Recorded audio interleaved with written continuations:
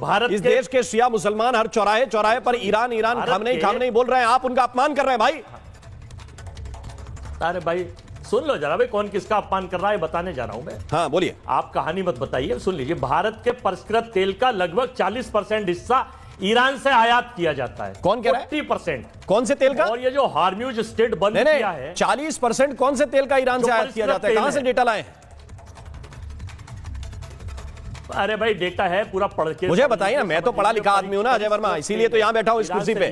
मुझे प्लीज बताइए कौन सा 40% तेल हम ईरान से लेते हैं? किसने बताया आपको? पहले जब आपको जब पता हो, सस्ता तेल जब लिया जाता था पहले तो रशा देता था आपसे।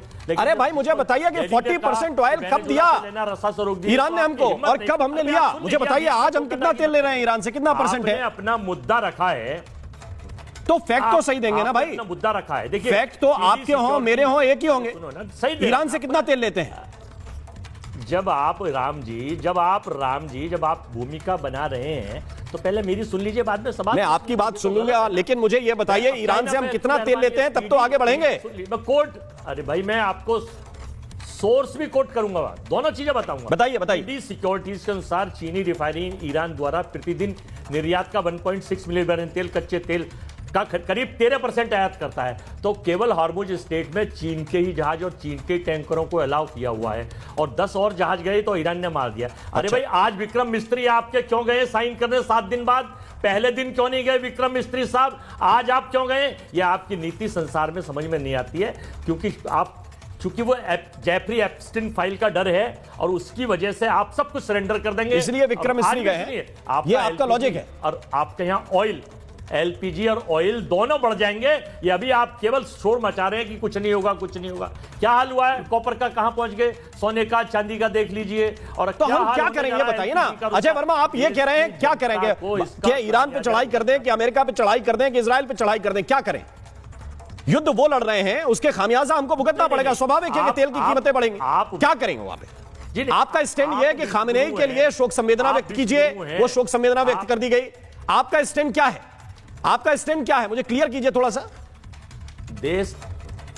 हमारा स्टैंड ये है कि देश की हर छोटे बड़े चुनाव में, हर छोटे बड़े मुद्दे पे, विदेश के छोटे बड़े दौरों में, चाहे वो अपने परम मित्र अडानी को ऑर्डर दिलाने का हो या कहीं दौरे का हो, तो देश के प्रधानमंत्री नेतृत्व करते हैं।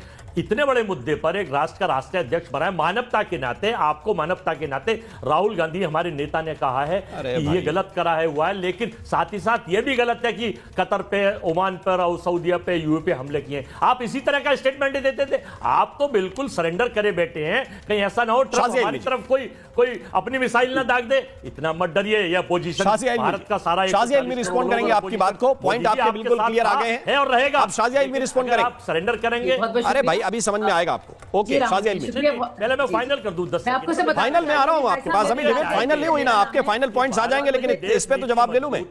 और आपके रिश्ते क्या है अड़ोस पड़ोस के देशों से? जी आदाब खराब कर दिए आपने। ये बोले जा रहे हैं शायद। जी बोले। उनको ये अपने नाम को लेकर काफी कंफ्यूज हो गए। मैं अजय भाई, आपका नाम अजय है, शाज़े नहीं हुआ है अभी, तो आपको याद दिलाना चाह रही थी। और 6:25 पर मेरा भी इफ्तार है, तो 6 मिनट ही बाकी रह गए। मुझे लगता है आप एक रोजेदार को थोड़े संजीदगी के साथ और थोड़े तहजीब के साथ सुनेंगे और समझना चाहेंगे कि देश के मुसलमान क्या सोचते हैं। और सबसे पहले तो मैं इस बात से शुरू करूंगी कि भारत का मुसलमान से दुआ करिए कि भारत का मुसलमान एक मिनट सुन लीजिए ना, गंदगी ना, पॉइंट तो शुरू हो। जी बोलिए। तो भाई साहब, सबसे पहले तो मैं इनको नहीं कह रही हूँ, मतलब इनके जैसे लोगों को मैं कह रही हूँ कि चाहे वो मलेशिया, इंडोनेशिया और फिर भारत का मुसलमान हो, एक चाहे, और उसका मुकाबला कीजिए पाकिस्तान से, अफगानिस्तान से, सीरिया से, सऊदी अरेबिया से, इराक से, ईरान से, यूएई से, दोहा कतर से। तो हम सब जो है शुक्रगुजार हैं, पुरसुकून जो है रोजे रख पा रहे हैं, और उसके लिए बहुत बहुत शुक्रिया भारत का, भारत की विदेश नीति का, कि कम से कम कुछ ऐसे मुसलमान हैं जिन्हें इस बात की फिक्र नहीं है कि सर पर बम गिरेगा या मिसाइल। दूसरी बात, कुछ बातें कही गई है, मैं उनको दुरुस्त करना चाहूंगी, कुछ गलत बयानी हुई है जी। अगर इतने ज्यादा लोग स्टैंड रखते हैं तो उनको सच भी बोलना चाहिए। 24 से 25 के मैं आपको आंकड़े दूंगी और जरूरी आप मेरी बात को सुने। इंडिया ने इंपोर्ट किया था 0.04 of its crude oil from Iran. जाहिर सी बात है क्योंकि ईरान क्रूड को लेकर दिक्कतें थी इंटरनेशनल सैंक्शन से, इसीलिए हम रशिया की तरफ गए थे और हम तो अपना हित की तरह काम करते हैं। तो ये जो बात कही गई थी शायद भाई साहब समझे नहीं होंगे और इसलिए आप समझ रहे हैं। एक और जरूरी बात को आपसे मैं कहना चाहती हूँ कि इस वक्त हमारी सोच क्या होनी चाहिए, चाहे कोई भी हो। भाजपा तो जाहिर है एक पार्टी है, सरकार में है, चाहे वो कांग्रेस हो या आरजेडी हो या सपा हो या कोई भी हो, चाहे आम आदमी पार्टी हो। पश्चिम एशिया में इस वक्त 90 लाख भारतीय हैं, 10,000 से ज्यादा ईरान में है, 40,000 से ज्यादा भारतीय हमारे भाई बहन इजराइल में हैं, एयर स्पेस बंद है। तो क्या हमारी प्राथमिकता है भाई साहब, सोचिए। हमारे भाई बहन इन जगह पे फंसे हुए हैं, सुरक्षा का इश्यू क्या उनकी और निकासी का। तो इसमें आप दुनिया भर की बातें एक तरफ और सबसे बड़ी प्रायोरिटी एक दूसरी तरफ। अब बात करते हैं all India Muslim personal law board की। बेचारे के फरिश्तों को खबर नहीं है कि वो क्या बोल रहे हैं। जरा सा ज्योग्राफी जानते, जियो पॉलिटिक्स जानते, शिया सुन्नी पॉलिटिक्स जानते, देखते खाड़ी में क्या माहौल है, देखे कि कौन सा युद्ध सुन्नी है और शिया है। काश अगर ईरान के लिए फिक्र थी, थोड़ी सी दिखा देते अपने भाई बहनों के लिए जो भी शारजा में है, दुबई में है, बहरीन में है, दोहा में है।